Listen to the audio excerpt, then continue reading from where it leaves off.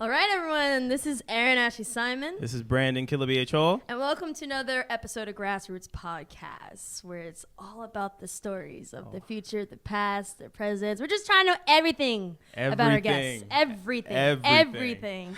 Everything. I feel It's like a little beat that goes to it. But today's guest is really special because this is our first international guest on our podcast. Yes. Came all the way from the UK. I would introduce her, but you know what? I like when the guests introduce themselves. I do It gives too. a little I do flair, too. a little swag, a little something. So let the world know who you are. I'm Izzy Bizu. That just Boom. sounds cool. Izzy It does, Bizu. yeah, right? That is Izzy so. Bizu. That's so catchy. Does it? Okay, cool. A lot of people say Izzy Busy all the time. That's kind of dope too, though. If I was your friend, I would definitely, like, if you're busy, I'd be like, oh, is Izzy busy? Yeah, I got that one a lot. Yeah. Oh, you, Missy, have a lot going on. Mm-hmm. You've opened up for Coldplay. Oh my gosh, you get like over 75 million streams. Your sound, it's very unique. It's like neo soul, R&B, jazz with a little bit of Amy Winehouse, but then a little bit of Izzy. Yeah. It's so unique. Like, how did you even find your voice? Well, I found my voice through songwriting at first. I sat in my room and I did a lot of songwriting. I went to college, met loads of musicians, and there's one particular guitarist that I really clicked with. He was French. Yeah. And he brought this really cool vibe to it. He really liked indie at the time, and I really liked soul. So we mixed that together, and we wrote a few songs, and then it sort of merged into this genre that was like soul, indie vibes. Yeah. Did you like expect things to get to where they are now with your music? No, I knew I'd be on stage at one point, but I didn't think I would be like flying out to all these amazing places. Yeah, I just took things as they went, really, because the main thing was songwriting. I thought I'd just be in the studio most of the time, but it's amazing that I get to do this. Yeah. Now, as you're recording, obviously you have an accent, just like we have an accent with you. Do you find it difficult to kind of, because it's almost like when you listen to your records, you have an American sound, if that makes sense. Do you find it difficult or is it natural, I guess, to kind of adapt to that, or is it the way the music is written? How does that come across? It's funny because a lot of the music I listened to growing up were American artists. So I think somehow subconsciously when I sung, it naturally just like turn into American, which is super weird. I don't know why we do that. But I don't know. I feel like if I sung in the English accent, it would sound really funny. Yeah. I should do an album where it's just in my accent and then see what you think. Just And then listen, I'm for it. I would love to hear it. Just because I'll do a little clip for you. Yeah. Okay. Okay. Now, tell me from the start, because again, I'm just now finding out about you. I've heard a lot of music, and I was really, really impressed. And you're 22, 23, right? Yeah, yeah. So your music is very mature. It's very, it has a really soulful sound. Like an old soul to it. Yeah. What are some of your inspirations that kind of draw that in, and how does that process work for you? Well, I worked my way backwards, really. So I was listening to a lot of Amy, and then it was like the Black Keys, and then I would listen to like Marvin Gaye and Ella Fitzgerald, who my mum really loves. Yeah, and then so I used to listen to like the old soul heads. So then that sort of I was really into my old school stuff and was really unaware of new music when I was writing this album. Oh wow! So that's sort of like where it came from. Okay. Yeah. So as a UK artist, like, how like we don't know because we were born and raised in the United States, but like how is it as a UK artist to be making grounds in the US, like, because we're so used to seeing like artists like Rihanna, Beyonce, and a lot of times the artists that break here end up breaking everywhere else. Yeah. So as a UK artist, like how is that, and is that like a huge thing, like once you're like, oh, I'm being played in the US? It's massive.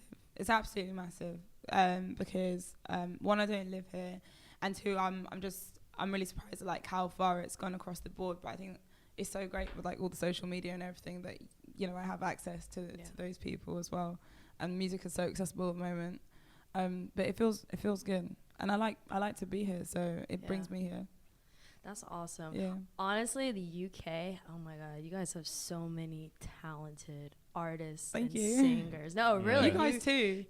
I think the grass is always greener. We always like want to hear what's across the pond. You know what I mean? But it's weird though, because it's like it's like for you guys, I can say that you guys probably have better mainstream R&B. You think? Okay, right. In terms, because like I feel like R&B right now in the US in terms of mainstream, like it's so like the true core of R&B is diluted. Like it left after the 2000s. Like once we got to 2010, it just hasn't been the same. But you guys have pretty much kind of like kept that core essence still within your music. Yeah. With like, you know, obviously you, Amy when she was alive, Adele, like that soulful, Sam Smith, that soulful neo soul sound. Yeah. It's kind of like a tongue twister. Neo soul. Oh yeah, it's hard. I tried it myself.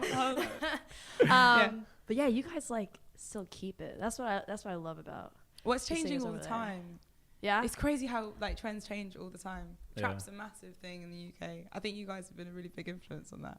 Oh my gosh, I quite like it. Wait, trap is a big influence in UK? Massive. It's all I'm hearing at the moment, and I'm like, whoa, what's this?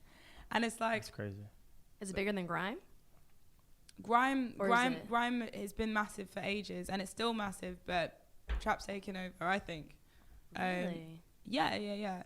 There's Travis Scott and all that. He's getting played loads, and J Hus and all that sort of stuff. And it's cool. It's interesting. It's very different to what I used to listen to, but I kind of like getting picked out and like thrown out of my comfort zone sort of thing. I'm like alien to it, and I'm like, it's really fun to dance to. Oh yeah, it's definitely good to dance. What do you guys like listening to? What's your man? Yo, what's the setting? What's the mood? Tonight. What do you want to listen to tonight?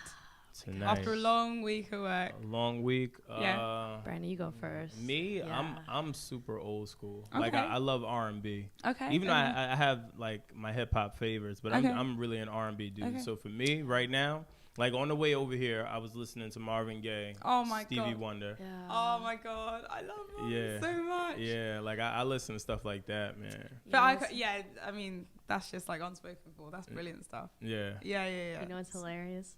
What? Guess what playlist I was playing on the way here and the entire day today? I had a Motown playlist. So I was listening to Marvin Gaye. Oh my gosh, everyone. The Temptations. Yeah. Oh my God. Yeah. I was playing all of them. All their songs. Stevie Wonder. Yeah, you can't go wrong. I feel like with the classics, outside of drawing inspiration from them, you really can never go wrong with the classics. You can't. Like you really just can't. There's so much music out there and so many just hits. Like how could you not still identify with it? Even though we're all, relatively young and we weren't even around when this stuff was even contrived. That's where it comes from. That is the root. Do you know what I mean? Yeah. Like I just realized Herbie Hancock has got this amazing drum album. It's absolutely incredible. And you know that song, is it the Pharrell song where he goes, oh yeah. Oh, my brain's like jelly today. Drop it like it's hot. Yeah, like it's hot. Yeah. So that sample from his album, from this jazz guy. So I was just like, wow, it's crazy like how someone so modern has gone back into something that's like so classic and brought that into new music. So I'm happy that people are sampling that, and Fela Kuti as well. Real music lasts forever. I had a conversation with someone about that. I was like, you could go to any like party or club setting or anything and you would hear Pony by Genuine. Yeah. But that song's over 10 years old and it still sounds like it could apply to today. That's what good music does. 100%. Like She Ain't You, Chris Brown, he sampled MJ as well. That's just a prime example. Damn, I forgot about that record. I heard it last night. I forgot about it as well. And I was like, so good. Yeah, I may have to make a new playlist. Yeah. Oh my God, yes. Yeah. So speaking of that, now as I'm thinking about it, when you're making music, do you, and I know this may be a little bit of a weird question, but I'm curious. When you're writing, how can I put this? All right, so when you're actually creating, I'll say, and you're listening to all these different genres like trap or neo soul, things like that, where do you kind of write into your own style? Because you kind of have like a intricate style. It's funk, but it's soulful. Then it's like spunky. Where do you kind of say, all right, this is what I'm going to do, or this is what I'm going to do, or you just kind of just go in there and feel whatever it is and just record? Never pick the genre. Always like I'm just always writing about what the current situation is, and that and the lyrics will define what the genre is going to be. Okay. Do you know what I mean? So that will, for me, that will really set the mood. Okay. On that, and yeah, and you know, there's some songs on there there's one song on there called Mad Behavior, which is quite indie, and you know, in that moment I was feeling very I don't know, quite like in a solitude place, so that it lent more in that way. Mm-hmm. And when I talk about more my insecurities, it'd be like a laid back, like, you know, I don't know, slow jam with guitar riffs and stuff. Like really like laid back with a backbeat. Do you know what I mean? Yeah. When it was quite like heavy and vulnerable. So it depends how you're feeling at the time. Yeah. Nice. Okay. All right, that answers my question. Sorry, it's really hard to explain. Like no, that really does. That was sarcasm. No, it definitely makes sense. That does answer my question. It's like you have different rhythmic patterns and compositions for different styles, feelings. And yeah, exactly. Yeah. Yeah, what I got from it was you just go in and you just create. You don't really try to create for a specific genre or style. You just go in whatever, you know, is on your mind or whatever the record says to you. You then respond to it, whatever, you know, comes to mind. So I think that's dope. I think that's like the purest form of writing and or artistry. So it answers my question. The purest. The purest. The purest. How hard is it, not only being a woman, but also being a minority woman in this industry, and especially as one who's trying to market her music over in this country specifically? It's funny because at the beginning I think I was quite oblivious to the fact that, you know, being a woman in the industry would be difficult. But then when it came to things about making decisions, and then like when you become friends with people that you work with, and then being stern but then not rude, and then trying not to look like you're a diva at the same time, because sometimes if you say what you want, oh, she's a girl, she's a diva, who does she think she is? And sometimes you might get paranoid that people are thinking that, or they might actually be thinking that. So it's really hard sometimes to try like find that balance of just being like, okay, I'm nice, but also this is what I want as well for the greater good of the project and the creativity. So telling grown ass men what to do can sometimes be like, oh, you know, especially when I was starting out at 18. So when you're getting to know who you are, so that can be difficult. The minority thing, people that are downtrodden people because of what they look like or whatever, I just think, okay, you're just ignorant, and it doesn't actually bother me. It's a shame that some people might think that way, but I actually think that nowadays people are getting together more, and there is more awareness, which I think is absolutely great. And I just think you have to sort of brush that off and focus on the creativity, because a lot of good music has come from the minority, and you know, that is the root of it. So I think, you know, so I think all around, you know, it's good. We can been a time in your career where you've gone and you've wanted to achieve something, or you had an opportunity to achieve something, but then someone was like, all right, well, you got to do a favor to get here, but it was like a sexual favor or just a weird proposition that was like, you were like, whoa, wait, I don't really know if this is something that I really, really need that much. Well, I'm very lucky. I've got a protective older brother that's also a lawyer. So that could never happen. Good. And I've got very good self-defense skills. Really, no, but no, I haven't been approached in that way. Luckily, I'm very lucky. But for the women that have, like, you know, it's ridiculous. And, you know, I feel terrible about it. But, you know, like I said, everyone's becoming more aware, and these people are getting exposed now. And, you know, it's a shame. It's a shame that that's happened. But, you know, I think women are becoming stronger in this situation. So they just need to make sure you have the right team around you, really, and keep them close, I think. I think that's a major point. You know, I think your core, right, like who you surround yourself with matters the most, because they'll be the ones that will be able to, number one, keep it 100 with you and be like, yo, that's some bullshit. Or two, they'll be able to stick up for you and be like, look, she's not about that. Like, we don't need that. You know what I mean? So I think in most situations, a lot of people should really focus on their core team first, and then I think a lot of those situations will subside and they'll be able to deal with it better. Yeah, of course. So let me ask you something. So now that you're pretty much a massive artist at this point, what is your focal point when you're putting out albums, like demographically speaking, like if you could pick any age group or bracket that you would want your music to affect emotionally, physically, even whatever, what would that be for you? I don't want to limit to any like age group or race or anybody. I want everybody to be involved because I think there's enough like, you know, segregation in the world at the moment that I would like to reach everybody I could. Maybe I won't, I don't know, but you know, I'll be happy with whoever's listening to it as long as they find some sort of like, you know, comfort or discomfort or joy out of it, you know, something that makes them feel a little less numb. You know, living in a city or in a difficult situation can make you quite cold, and you know how it is when you're living in a city. So I just want to touch people as much as possible. That's what you have tequila for. Kidding. Yes, I love tequila. Me too.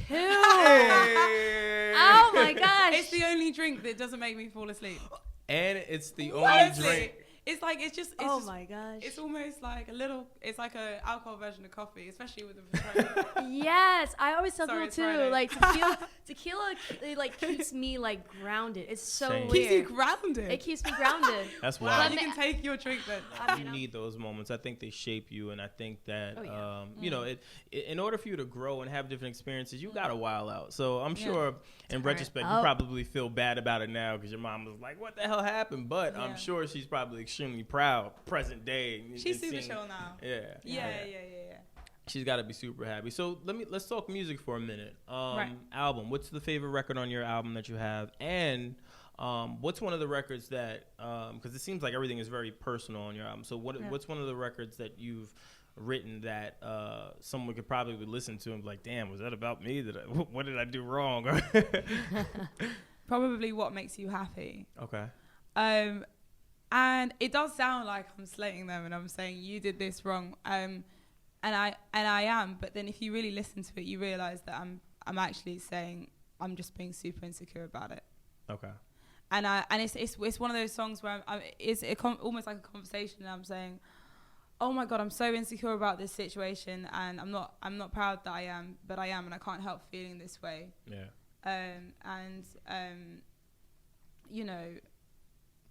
You know, some of the lyrics is like, go ahead and paint the town. I'll just be here smoking down. Go dance with the girl that you deserve. And when you get back, I'm going to hit the curb. Like, I'm just going to go crazy. Do you know what I mean? And you know, I'm really annoyed that I felt that way because I don't think that person did anything wrong. But for some reason, I felt not adequate enough to be with that person. And you know, it was a really weird feeling. I was just fighting with myself so much. And I feel like and now what I've learned is it's not healthy to feel that way, and you can really push someone away like that. So that's a very personal song to me. But as soon as I finished writing that song, I felt so relieved, and I finally understood what was going on with the frustration. Yeah, it was like a release for you. You got to express yourself. Yeah, and then I got to make up with that person. Be like, hey, man, sorry. Like, you know what I mean? Sorry, I wrote this fire record about you. I'm sorry. Listen, didn't mean to write this heat about you, but enjoy. Press play. It's my fault. Yeah. That's one of those things, though. When you date an artist, man, you got to expect that. You have to expect that at some point you're going to end up as content. That's why I don't date rappers. Yeah? Really? Yeah, you being such a great girl to rap about. You play football. I mean, that's so chill. I don't know. You guys get angry, just like kick a football at him. You can be the goalkeeper. It's fine. You can turn it into a game. Rappers are too emotional. They are. You know, I realized they're some of the most emotional people I've ever encountered. They are. I've begun to realize that men are a lot emotional than I thought they are, in a really nice way. And I'm almost relieved that they are as sensitive as we are, and I don't think I realised that. And it does make me feel a lot more chill. And feel like we are more balanced with each other. Yeah, I don't feel like you agree with me, and that's totally fine. No. I do agree. I'm kind of like a weird, rare breed. Like, I'm chill all the time. Yeah. Like, I rarely do I have emotional bursts. It's like, I'm either very calm, or if you really push me over the edge, like, I'm intense. But you Taurus? It takes a lot. No, I'm an Aries. You're an Aries, not far. She's an Aries. Yeah, I was about to say, she's an Aries. I was like, you're fiery. No, I am fiery, but it takes a lot for me to get there. Like, I don't think Brandon's ever seen me, like, really upset. I think I've seen you. I think I've seen you bothered, not upset. Bothered, not upset. Yeah. I get bothered just like anyone else. Yeah. I'm just like, oh my god, this I think subway. there's always a balance with that, because if you are a fiery person, it usually means that it comes and goes, and you're not going to hold a grudge, which I think is almost better, because then you know what you're going to get, and then you're like, okay, cool, that ship sails. I don't hold grudges, but I do keep mental notes though. Mental notes, okay. Yeah. I'm terrible. I forget about them. and I'll let them bugger in every time. And I'm like, oh god, I'm so stupid. You know what I mean? And I keep mental notes. That's like a good point. like if someone does something really bad, like I don't stay upset, because when you stay upset, it only bothers you, and I'm not an artist, so I can't like go and like play, like write songs and get it out that way. For me, it's like I need to go to the gym. I need to, you know, push some weights, do something, you know. I feel like she's reading me right now. I know. She's like, She I really know is, everything about you. I'm sitting here like, yo, you may low key be a great artist and a psychic, because you're sitting up here predicting everything that Erin does. Dang. No. Took the wool over you. I know. She's getting at me. That's true, though. But I think everyone needs an outlet. I like that about you. I think it's great. I was looking for a gym buddy, so when I come here, I know I have. There you go. No, I haven't moved it yet. Yeah. Are there plans to? If you marry me, because I need to go do that. Isn't it that simple? It is that simple. It really is that simple. All right, where's the church? Listen, I need a workout buddy. I was about to say, need a workout buddy. Let's get the church. I'll DJ it. We're lit. I gotta get my workout buddy, and you have to play soccer. Okay, that's right. Gotta play I soccer. Play football. You don't have to buy me a ring. Oh, good. Oh, That sure. works. The ring is like the most and expensive she's thing. cost effective. Look at that. Brandon's lighting up right now. He's like, where are women like that? Yeah, I'll be the best man. Great. This is perfect.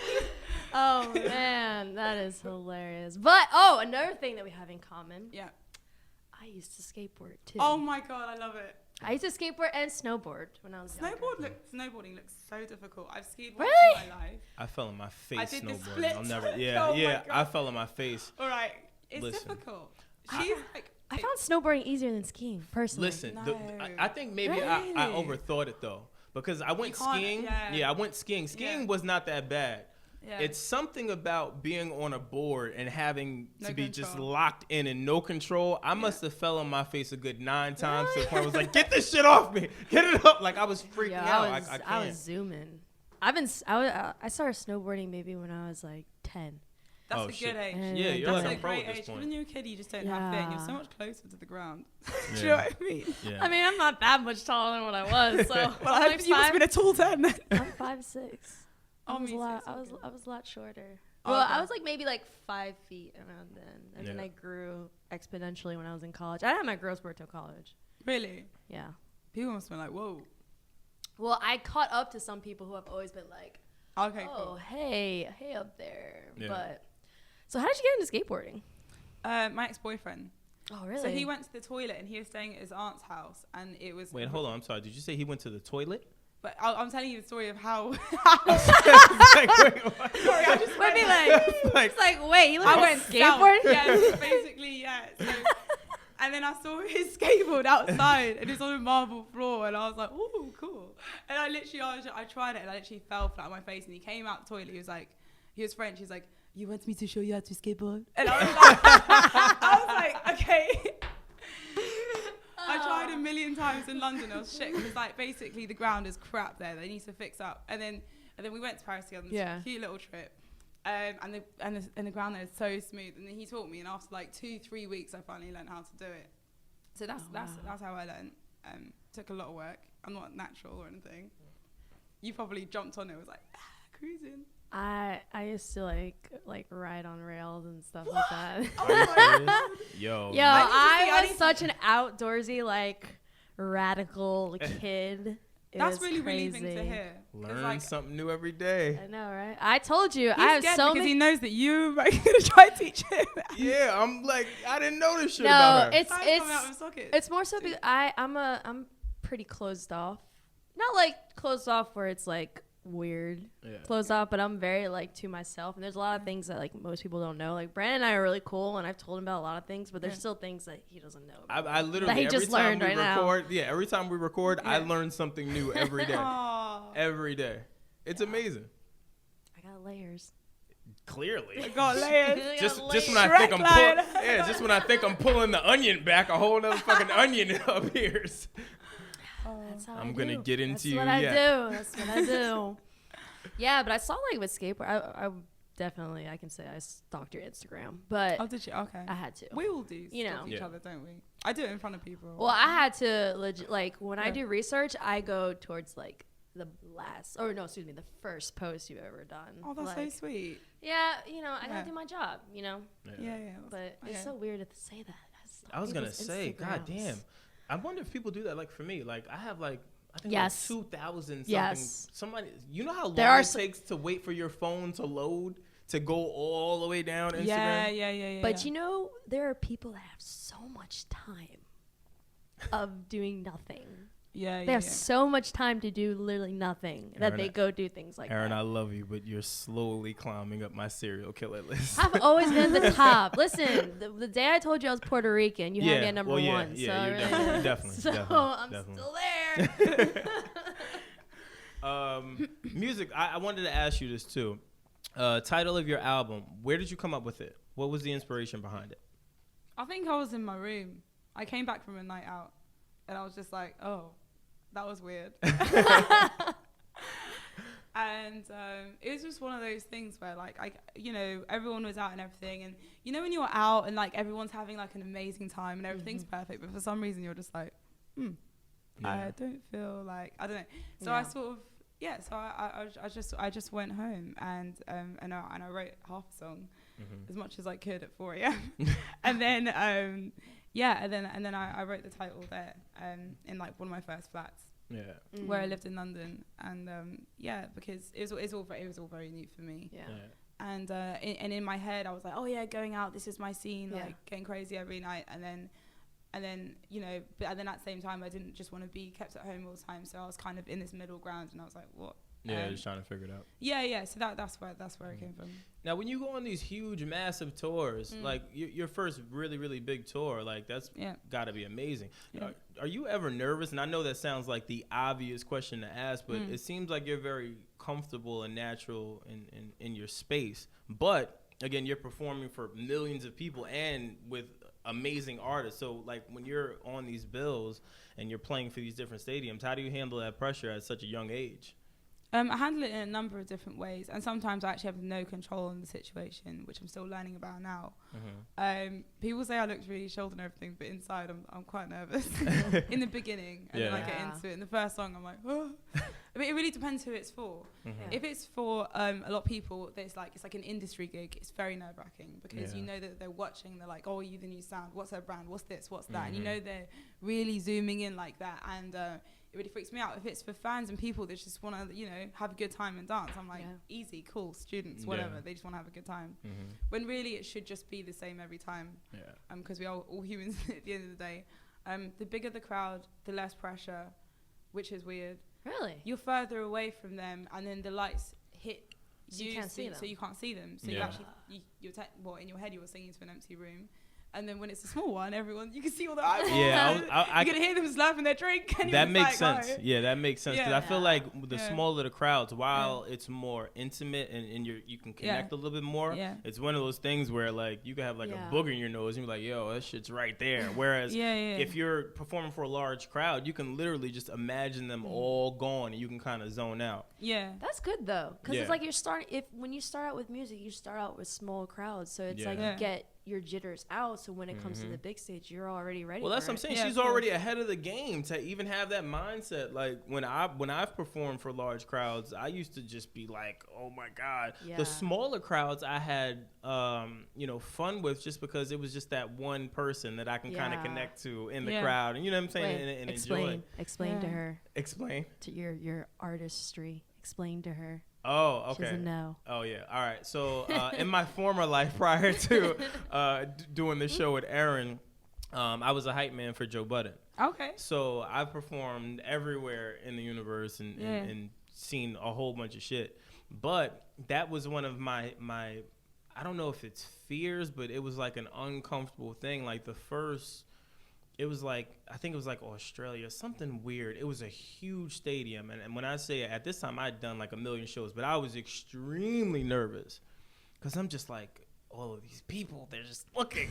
And I'm like maybe 20, 21 at the time. So I'm just like, holy shit. But then there's like smaller venues like a SOBs or something like that where it's just like it's intimate. It's like, all right, this feels like family. Like this feels like I can connect. So I just think that that's crazy that you've already mastered that at such a young age. Whereas most people like myself, it took me some time to understand the difference and in my mind, like psych myself up to create the difference. That's brilliant. I feel actually. you. That's dope. I still can't get past my audience in my shower yet. There's great reverb in the shower though, isn't there? Yeah. I feel like I sound like Mariah Carey. Nah, Erin's got bars. I say it a lot. Erin's got bars. Wow. I'm telling you. We're gonna do we're gonna save it for a special episode. We're gonna do a special episode. We're gonna do a special episode. Make sure it's when I come back. Yeah. Yes. Got to. So, what's the plan for you? Impact wise, you know, you're reaching a level of success that's tremendous. You have a huge following, an amazing project. Where do you see yourself going? Do you see yourself getting into maybe like choreography or fashion, because you're very fashion forward? Tell me a little bit more about that. You're right, I do like fashion, and I'm getting some ideas about doing sort of like visual videos, live videos in cool venues that I quite like. There's a particular place in Paris that I really like. There's a cool basement there. And sort of getting members of the audience to and have like instruments lying around, and getting members of the audience to sort of like come and pick something up spontaneously and start jamming while we're filming live. So I sort of want to do I want to work with that sort of vibe and work with the aesthetics more.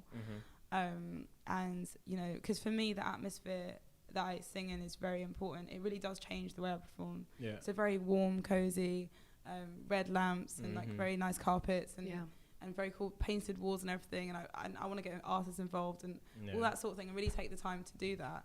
And for me, I'm really passionate about that. That's kind of like a small ambition of mine. Nice. I want to get into.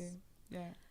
I could see that. That's why I asked, because a lot of the pictures that I've seen on your Instagram are very artsy, and I'm a big art guy, so I like that. That's one of the things that drew me. I was like, wow, she's very artsy, she's very creative, and I thought that's dope. Yeah, I mean, I'm impressed because you're young and you're accomplishing so much. And I always like, huh? As do you. Oh, thank you. But it makes me happy. Like it's like I get tired of people when they think like, oh, young millennials, like, they don't do anything. They waste their time on social media. It's like, no, there's so many of us that are young that are actually doing awesome things, you know? Yeah. So I get like kind of like happy and joyful, and it's like a sense of pride, I guess. Especially when it's a woman too. I don't really like the term millennials. I hate that term. And the only reason I don't like the term is because I feel like it kind of puts you in a box, number one. But number two, it's like this made up term for like older people that just don't understand the younger generation. Mind you that they were young at one point. They were the exact same way that we are. But rather than trying to understand, they categorize you and put you in this box of you're a millennial. You're just this different mindset and different idiosyncrasies that you follow, and you don't really understand the way the world works. And it's like, no, we're actually kind of forward. We're forward thinkers, and we kind of think differently about shit. But every generation has done that, though. Yeah, but I just hate it. There is the good and bad in the millennial. There are some people that are glued to a screen 24/7. And wouldn't know how to put a tent together, you know, like, or sort of how would they survive if they were like in the woods and they had like a few things, and it's just like at the end of the day, like I do think that there needs to be like a right balance between social media and like actual and like living and being outdoorsy or I don't know, or being creative like in your artwork or something like that. But I just think you don't want to lose yourself through a screen. It's kind of scary for me. But I think in this day and age, just humor me for a second. In the age of technology where we are, I feel like there's so many opportunities via social media, via technology in general, where if you're really paying attention and really focused, you can really manipulate shit. Like, of course. you know what I mean? Like the amount of research that me and you have done on just trying to better our podcast, how to even set this whole thing up. Yeah. It's like smart. if you really, really, really pay attention to this shit and use it for what you really could. Yeah, of course. You can move mountains. But then to your point, there's those people that just kind of Yeah. are just glued to like stupid shit that just is like wasting your brain cells. There's a difference. We look at social media as a tool. Yeah. People look at social media as a life. Yeah, that's the scary That's part. the difference. This is what's scary when people sort of like they're trying to create this second life because they're insecure and they're not satisfied with their own life, and they see other people with these great lives that probably not even true, and then they get very depressed about it, and they're constantly checking, and it's like they get a little endorphin high if someone likes something, and it's just like I just think that's really, really sad. But I love what you guys are doing, where you could bring your equipment absolutely anywhere and meet all these amazing people. You could go to Australia if you wanted to. Do you know what I mean? And have these great conversations and meet new people. So I think there's definitely a right balance there, I think. Yeah, I just post my dog a lot. What dog have you got? I got a Havanese. He's 5 months old. I seen you. Oh my He's god. I'll show I've been you. seeing dogs like all day. I'm really dogs. I used to have a dog myself. I had to give it up because I travel so much. I just really. Oh, my old dog looked like that so much. He's called. Is he a terrier? He's a Havanese. He's a Havanese. Oh my god, I want to show you my old one. Sorry. This is no interest to you guys listening right now. I was about to say, everybody's like, they don't want to hear about these fucking we dogs. will be posting pictures of our dogs, so you feel what artists do you want to work with potentially now? Like if you had a wish list, there's who would be on the wish there's one list? particular one that really interests me, and his name's Moses Sumney. Can I play a little? Yeah, go ahead. So the listeners can hear. He's amazing. I feel like he's come from jazz, right? But he's got a really soulful voice, and it's absolutely beautiful. His writing skills are off the chain. I was gonna say, put the phone to the mic. Yeah, I'll do that. And where is he from? I think he's American. I don't know which part he's from. But he's really blowing up in the UK. I mean, I was so happy to see his pictures up in the Tube and everything because it was quite underground before. It's got that underground feel though. Is something playing? Yeah, that's what I was talking about. Oh, that's the outside? band that's been playing next door in the beginning of this podcast. Yeah, I'm gonna go ahead and let you use that iPhone 10. Know what I mean? What? iPhone 10? Are you joking? Know what I mean? He fancy. Are you joking? I didn't even know that was out. You love your technology. Wow, that's fast. I'm getting. I thought this was the latest one. Which one What is that? 7. No, they got 8 and 10. 7. Oh my god. They got 8 and 10. Oh, millennial. But you know what? I ain't gonna say anything because I still got the 6S. Are you guys ready to be moved? Yes, I'm ready. I'm excited. Here you go. Please enjoy, guys. Oh yes. Right?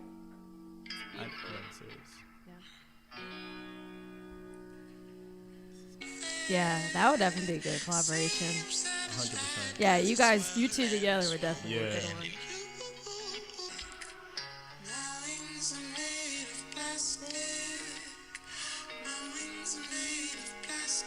Yeah, that record is amazing. Yeah, that's amazing. Yeah, I could 100% see you I can working. see that. 100%. That is 100%. That would. I think he's got beautiful soul. Yeah. Beautiful man. I never even knew his name. That's the funny thing. I have this in my playlist. I have like a real neo soul. This is in my playlist. I heard this on. You watch Insecure? I don't know if you guys haven't. You know what? Somebody else asked me that. This is from the Insecure soundtrack. That. Yeah, you really? have to. You ever watched I've Insecure? heard this before. Yeah, I've never. You have to. What is Insecure about? Okay, so is it in the title? It's obvious. So Insecure kind of spawned from an original YouTube series called The Awkward Black Girl. It's by Issa Rae. Right.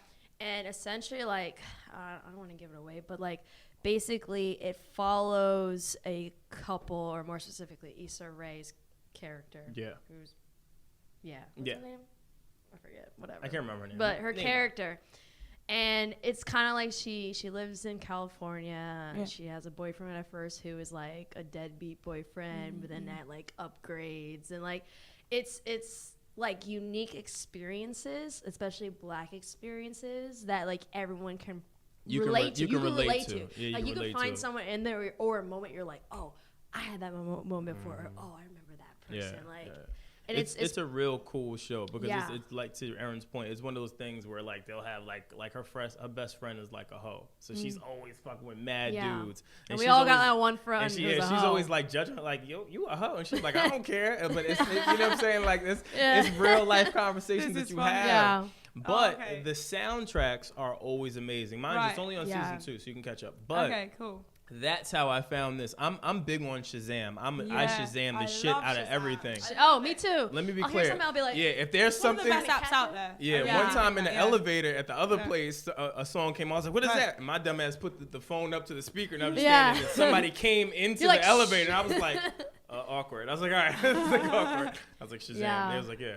But yeah, trust me, a lot of great music on that. The one thing I like about Insecure too is a lot of people she puts on it is like they're upcoming, or they're not that known. It's like she doesn't put like known songs. Okay, Every time she has like the songs play, you're like, oh, who the hell is that? Oh, because it will move you in a different way. Mm-hmm. See what I mean? Yeah. It's more and more a spontaneous way to do it. Yeah. Okay, I need to see that. Is that on Netflix or is it on HBO? HBO. Is that HBO? Okay, cool. Yeah. I'll check that out. Cool. Yeah, you have to. You gotta catch up. I do watch too much. Because next TV, time you so come that could in, be my next thing. next I've time run you out come in, series. we're gonna talk about Insecure. Definitely, Okay, cool. definitely. Have you guys seen Big Mouth? Yes, I watched the whole thing. It's so ridiculous. It's my guilty pleasure. What about? Oh my god, what's that? Oh my god, chewing gum. Oh, I haven't seen that one yet. I haven't seen. Really? No, what's that one about? It's a series over in the UK. Oh, really? Yeah. Yeah, you guys are all saying, "Oh my god, you're from the UK, chewing gum." And I'm like, I don't know. Okay, great. Is it a new one? I don't know if it's new there, but it was new on Netflix. It's new on Netflix. It's Here. here. Okay, cool. It's been over there for God knows how long. This is the first week I haven't watched TV, so I'm really Well, you probably don't have time. You listen, invest in this iPhone 10 and get you some subscriptions and. All she needs okay, is just Netflix. give me your Netflix password. All you need I got you. All you need is Netflix and like HBO app, and you good. And that's what I don't watch regular TV. I just watch Netflix and HBO and stuff. It's good that you can get away without paying a TV license. Let's not talk about that. Word. I was about to say, don't want to cut no ties. Looking for sponsorships. Looking for sponsorships. I'm going to be quiet. Okay. All right. So we are going to be ending because, I know it's been so much fun, but we also want you to probably relax. Yeah. You Go out guys probably Friday. have a life too. Nah, I don't. No. HBO. HBO. It's like, HBO. TV show is for me. I have a life tonight. Other nights, no, I've been going home. Yeah, no. It's hibernating season for me. It's cold. Yeah. I'm in the house chilling with some hookah and TV shows. That's it. Have you tried Sambuca and coffee? No. So a guy that I work with at my label, he's like, I like my Sambuca and coffee. And it tastes really good. I'm not a real big coffee drinker though. Oh, then forget it. Because what happens, I used to drink coffee and then I would crash. Like I would die. Would you crash first or would you get quite wired before? Oh no, I would be wired. Yeah, I get super wired and then midday I'm dead. Like I can't even function. There's a real turning point. I'll be like this and I'll be like, oh my god, amazing, manic high, and then just be like, and then it's just like, then it's just like, done. No. Yeah, it's a weird thing. Caffeine. I don't drink coffee anymore either. Yeah. I'm on my tea flow. On your tea. I'm on my tea flow. Green tea. Oh, I thought you meant as in like your I thought it was a thing to say teeth flow, as in because I thought you meant like coffee stains your teeth. Is that true? It does. It does. Yeah, it does. That's also why I don't drink it. But there's a trick. My dentist told me if you drink coffee, right after you drink coffee, just quickly rinse your mouth with water. Oh, okay. And it'll just quickly clean great. it out. I'll do that. It's like a Snapple fact. So, because it's like the reason why coffee stains your teeth is because like you drink coffee, you don't brush or rinse your mouth, so it stays on your teeth. Yeah. It does make total sense. It's like it's obvious logic, but no one thinks to do it. So after you drink, just quickly rinse your mouth. Yeah. Good. It might help with the breath issues with people on the lift as well. Oh my God. Some people need more than that. Sorry, guys. We're gonna wrap on that note. On that note. Izzy, thank you. Thank you so much. It was a pleasure meeting you. You too. I'm probably gonna go stalk your Instagram as well now. I gotta work on my stalking skills. Yeah. You're probably gonna see me with a mustache on there. Yeah, that's fine. We'll talk about that. But again, thank you. Again, you've made a fan out of me. Yeah. I'll definitely be supporting. Thank you. And look forward. Whenever you come back, we'll do part 2 and have some more fun. That'll be super fun. Yeah. Album number 2, you'll probably be on Insecure. I can even record 3. On these little things. Yeah, I got you. We'll make the be my hype man. You know what I mean? You can be my skating girl in the video. Hey. once again, I'm Brandon Killabh. And I'm Erin Ashley Simon. And I'm Izzy Bizu. I feel like on the knees. That was Grassroots, and we out.